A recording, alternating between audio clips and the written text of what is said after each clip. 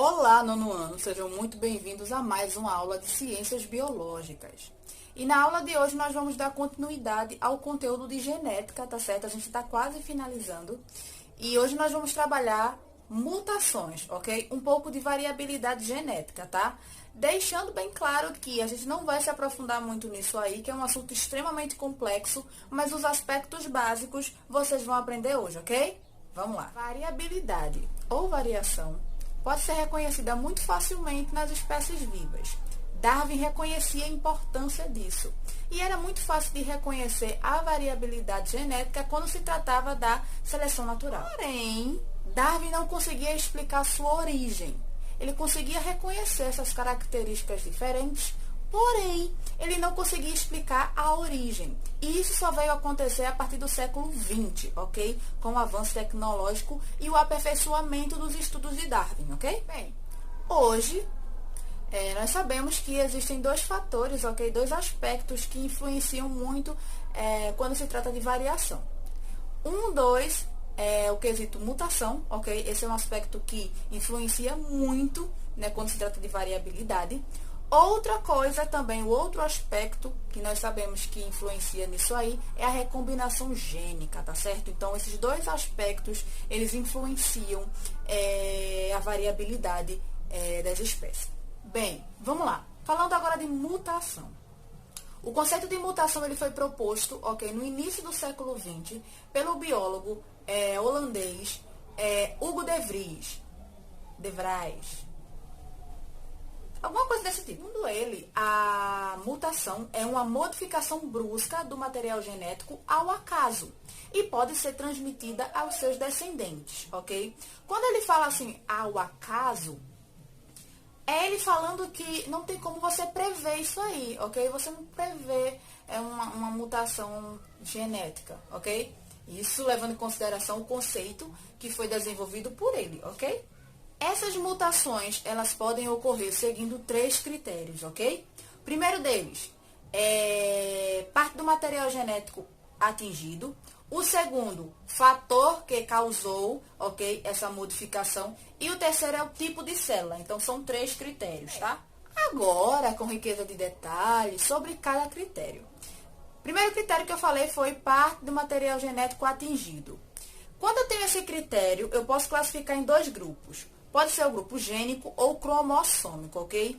Quando é gênico, mutação gênica, significa que há uma alteração na molécula de DNA. Ou seja, a molécula de proteína que vai ser produzida, ela vai estar, digamos que, alterada. Quando essa mutação ela é cromossômica, significa que vai haver uma alteração na estrutura do cromossomo ou no número de cromossomos, ok? Bem, só recapitulando, as mutações podem ser classificadas de acordo com alguns critérios. O primeiro deles é a parte do material genético atingido. Se a parte do material atingido for, por exemplo, gênico, vai atingir o quê? O DNA. E vai ter como consequência a alteração na produção de uma proteína. Se por acaso a parte atingida for cromossômica, o que é que vai acontecer? Vai haver uma alteração ou no número de cromossomos ou na estrutura desses cromossomos, ok? Se você parou aí e está se perguntando, mas professora, o que é um cromossomo? Vamos lá. Nós já estudamos aqui, logo no início, quando eu comecei a trabalhar genética com vocês, nós trabalhamos o cariótipo. O que é o cariótipo? Basicamente é o número geral de cromossomos de uma espécie. Vejam bem, a espécie humana tem quantos cromossomos? Isso mesmo, 46. Então, vamos lá.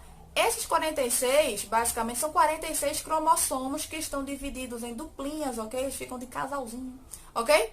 Então, lembra lá que 23 veio do pai, 23 veio da mãe, juntou, formou uma célula somática, não é isso? Uma célula 2N, não é isso? E deu origem ao número total de cromossomos da espécie, que no caso humano, ser humano, são 46, tá? Então, só recapitulando. Bem, vamos agora para o segundo critério que é utilizado na hora de classificar uma mutação, que é o fator, ok? Que desencadeou, ok? Que originou essa mutação. Que podem ser 2, ok? Pode ser induzida ou pode ser espontânea, ok? Espontânea. Na induzida, foi usado um mutagênico, por exemplo, o raio-x, que aumenta as chances de ocorrer uma mutação, ok? Então, quando eu tenho uma mutação, ok, induzida, basicamente houve aí um mutagênico, ou seja, um desencadeador, ok? Que culminou nessa alteração, nessa mutação, ok? Já é espontânea, o nome já está dizendo, espontânea, é algo natural, que pode ocorrer por fatores internos, externos, ok? E ocorre em taxas baixas, na maioria das vezes, ok? E ocorre sem que haja a indução, ok? Dessa mutação, tá certo? Então, recapitulando, no segundo critério, que é o fator que causou a mutação, eu tenho dois grupos, que pode ser o grupo das espontâneas ou induzidas, tá certo? Espontâneo já está dizendo, é algo espontâneo, é algo natural, ok? Que pode ser devido a mudanças e alterações internas ou externas na célula. Já a induzida vai haver a ação do mutagênico, ok? Lembra do exemplo que eu dei do raio-x, ok? E agora vamos para o terceiro critério, que é o tipo de célula que ocorre. Então, se é uma célula somática ou se é uma célula germinativa. Agora vamos ver o que é uma célula somática ou como é uma célula germinativa, tá? Quando se trata numa mutação que ocorre num tipo de célula somática, basicamente são células que não estão relacionadas com a reprodução, ok?